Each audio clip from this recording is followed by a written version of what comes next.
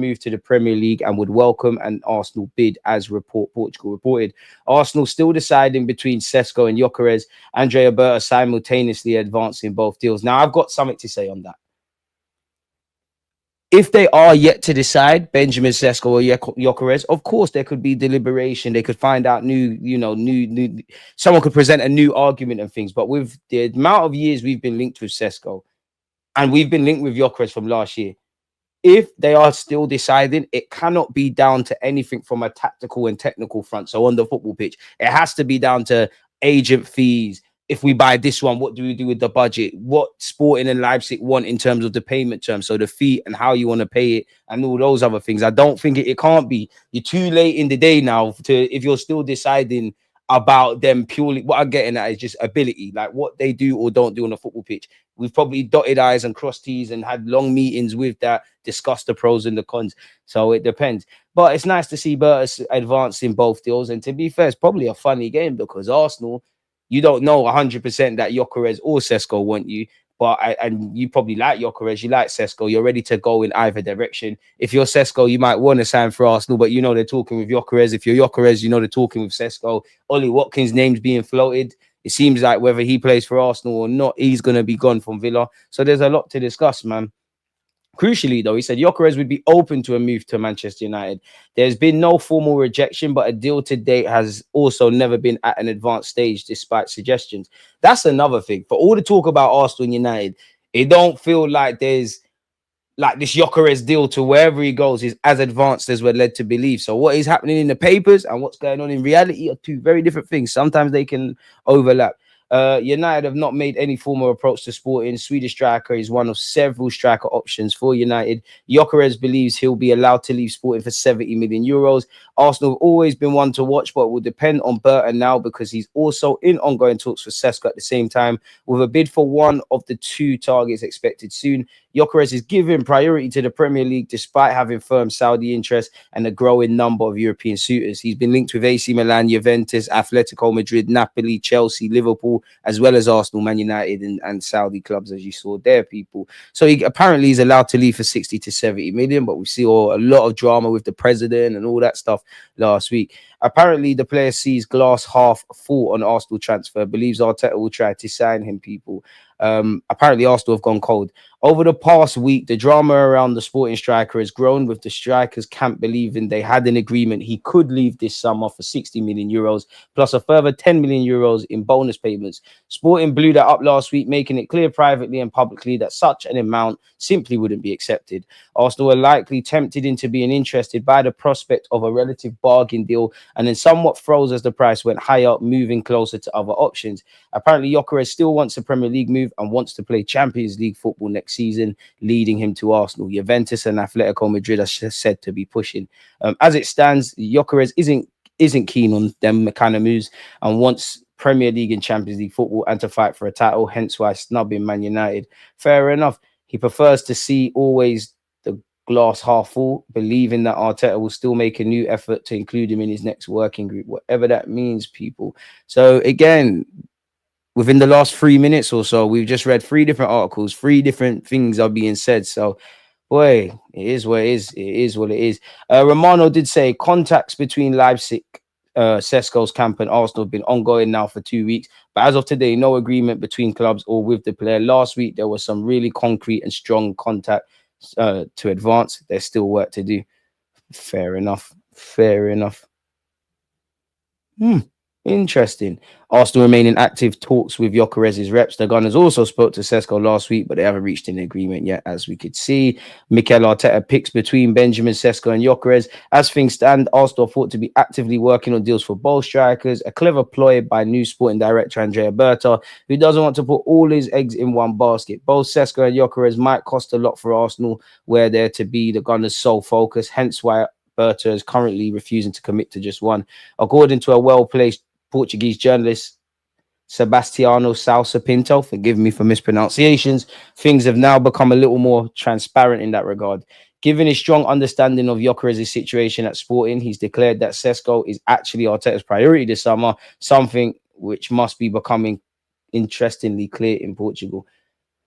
To be fair, they do remix stuff, and it seems like the Portuguese media are loving it, people. Apparently, Arsenal are ready to end their pursuit for Benjamin Sesko if talks to sign him don't advance soon. Didn't we hear or see in reports Leipzig and Sesko want a quick resolution over this, which would have been music to fancies because we would have got a player in early. The 25-year-old summer transfer, sorry, the 2025 summer transfer window has now reopened for clubs in the Premier League, and Arsenal are hoping to bolster their attacking roster with the addition of Sesko. Yeah, apparently we're prioritizing Sesko ahead of Gyokeres. Apparently we are now better placed than ever to sign the Slovenian international. We've gone cold, or better yet, frozen our pursuit of Viktor Gyökeres. People, they're currently holding out for nearer to his 100 million release clause. While Sesko remains Arsenal's primary centre forward target, Team Talk reporter Rudy Galetti has revealed that Arteta's side could end their interest in his services if negotiations with RB Leipzig don't progress in the short term. The Gunners are reportedly in talks with a number of strikers across Europe, and Aston Villa's Ollie Watkins has emerged as a potential target in recent days, despite the fact he's now 29. So again, we're just reading many a different thing. Bayern Munich apparently have joined the race for Benjamin Sesko, so it would be interesting to see what's going on there. Saudi clubs have been linked with both strikers that we've been linked with, but it's a myth. Once again, on Gyokeres, Arsenal have been Gyokeres' main pursuers over the course of the last 18 months, but Record now reports that they're frozen their interest in the Sweden international. Instead, they are chasing a deal for RB Leipzig Benjamin Sesko, though the concern here is that Leipzig are demanding too much money for the Slovenian international. Although Man United are said to be interested in Gyokeres, the player had given them official notice that he's not keen to move to Old Trafford. Chelsea are still linked. We don't know. And actually, interestingly, Newcastle have been thrown into the mix where Gyokeres is concerned. Apparently, we are big admirers of Cambiasso of Juventus, people, who was close in January, was he not, to sign him for Manchester City. Can play in a bunch of positions. I mean, he was about to move for 60 million euros. Are we going to go and do that? But crucially, journalists are saying Juventus want to keep him and the player is waiting for a contract offer. So is our name just being thrown around for the sake of it? He's described as a tactically very flexible and unorthodox player who can interpret multiple positions and roles on the pitch. Naturally, he's both-footed fullback or wingback who can play on either side, but he's also played as a winger and a central midfielder for Juventus. As a fullback, he loves to get forward and to invert by cutting inside and joining the center of the pitch as a playmaker. He's technically excellent, creative, and a good dribbler. Based on that paragraph, you could see why he might have got the attention of Mikel Arteta. Apparently, senior Juventus staff have spoken as well, people, or better yet, their sporting director, and said, "We have not received any official bid. If it arrives, we'll decide what to do. We're focused on new signings more than exits for this window." You'll have been linked with Zinchenko as well as Kivio. Come and get Zinchenko done. Arsenal have received a big update on the future of Rodrigo, who is a player Mikel Arteta's side has been heavily linked with. He's been tracked by a number of Premier League clubs, including Arsenal. Xabi Alonso came out today and said if players don't want to run, then they can leave. He likes to run. So, yeah, he's linked with this. Okay, so this is where you're... You know what? I have to applaud the journalists who squeeze every bit of lemon juice out the lemon where it comes to this. So, long story short, he's linked with Saudi Arabian clubs. Arsenal have been linked with him, so we're being thrown into it. Absolute myth. AC Milan are still linked with Zinchenko as stated, people. Whether they want to take on his wages, I don't know. Yesterday, we were linked with Phil Foden. That ain't going to make no sense, so I'm not even going to give it time. Victor Osimhen wanted by 8 clubs. Despite Galatasaray's desire to land Osimhen, they are set to face significant competition for his signature this summer.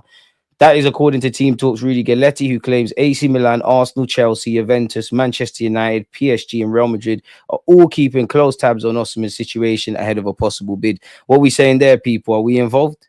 Or should we leave it out, people? And Saudi Arabian clubs have not given up hope of being able to pursue him. We've been linked with Brahim Diaz, people. Apparently, we like the look of him. You know what? Maybe you could get further in that pursuit than we potentially did or could have got where Rodrigo's concerned. Can't take too much stock in that, though, because Real Madrid, apparently, if you believe Romano, are in advanced talks over a new deal for Diaz. The players already said yes to staying and extending. Agreement almost reached with talks underway for 2 weeks. There you have it, then. Put that one to bed. Arsenal are now ready to make a move for Joel Hato following the exit of Kieran Tierney. TBR football correspondent Graham Bailey understands both Arsenal and Chelsea have now held talks about a summer deal for Hato. Arsenal themselves have been following Hato's progress for some time, and the defender has been of huge interest to the Gunners since he was 15 years old. But I think as a fan, I want you at Arsenal, but you got a World Cup.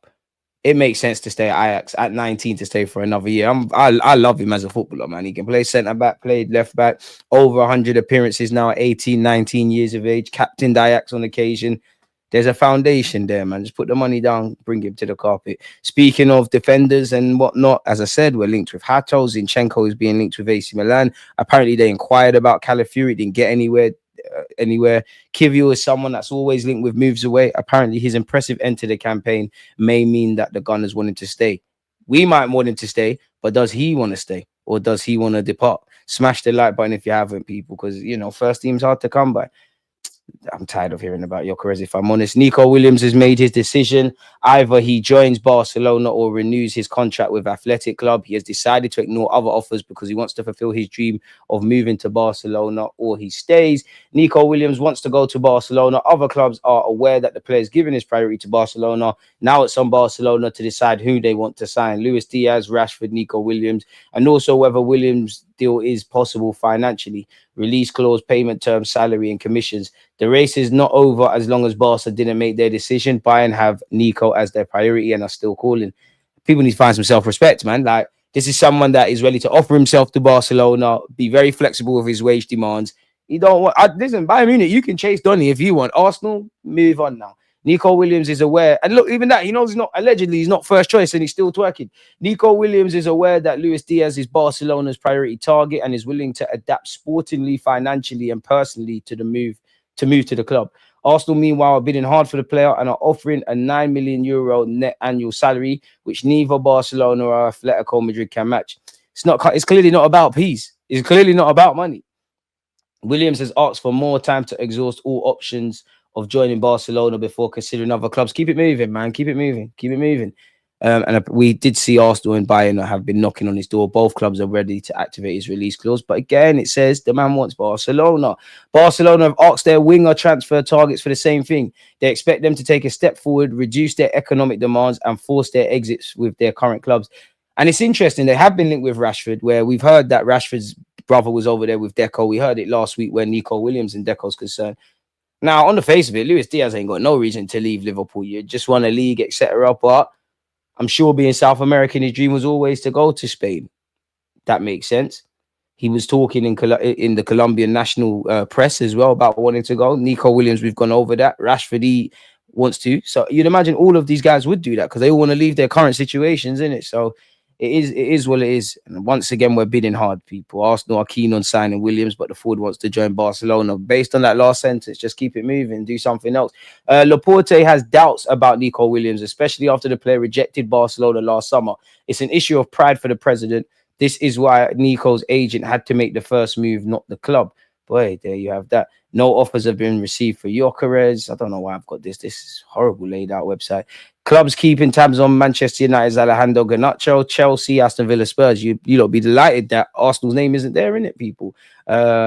West Ham are apparently exploring a potential loan deal for John Duran, as are Napoli and Fenerbahce, and have made official offers. So is that something we should consider, folks? Arsenal maintain their confidence, optimism to get Miles Lewis-Skelly new deal done, as talks are already at advanced stages. Arsenal not worried at all by recent links with clubs, as he fully expects to stay. Again, we're staging our own beauty pageant as they actively pursue deals for both Gyokeres and Sesko. While they do not plan to sign two strikers, Berta is keeping his options open and has held advanced discussions over both players. Ollie Watkins remains in the mix. We're seeing the same things. So yeah, man, I can't lie. This might be the last day we speak about Gyokeres and Sesko until something else happens, man. I'm at the point that I know it will be 100% bullcrap, yeah, but link us with Vlahovic or something. Let me put a new player in the thumbnail or something. Real Madrid are interested in Miles Lewis-Skelly. His contract's up in 2026. That's for someone that's been a professional footballer at this level for a matter of months. Real Madrid are onto you to the point where they're going to watch how your contract things develop. Keep doing your thing, man. Keep doing your thing. It's on topic because it's Arsenal, but it's off topic. Fabio Vieira is at the Club World Cup, and the Portuguese media are boying him. If I'm honest with you, Portugal's media proves why Arsenal want to sell Fabio Vieira. Despite Vieira impressing at Porto on loan last season, the midfielders Club World Cup started off on a rather disappointing foot in a 0-0 draw with Palmeiras on Sunday. Astalvio's a baller, man. He played 82 minutes in the 10 position, but he was largely ineffective throughout.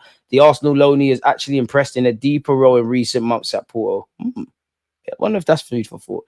But manager Martin Aslimi decided to put Fabio Vieira just behind the striker in New Jersey. And when reflecting on Vieira's performance, Portuguese outlet Ebola gave the Arsenal man a 5 out of 10, bemoaning a display which lacked risk or much creativity at all. I hear that, and 5 out of 10 average, but the way they're moving, I thought they were going to say like -2 out of 10 people. They wrote, he always seems to be on the fence, not knowing whether he should take more risks in attack or help close down his side. He was between one thing and another. Of course, that is the kind of performance that will prevent Vieira from forging a future at the club or at Arsenal, and it might even see the Gunners struggle to sell him this summer. We know it'd be a struggle to sell him.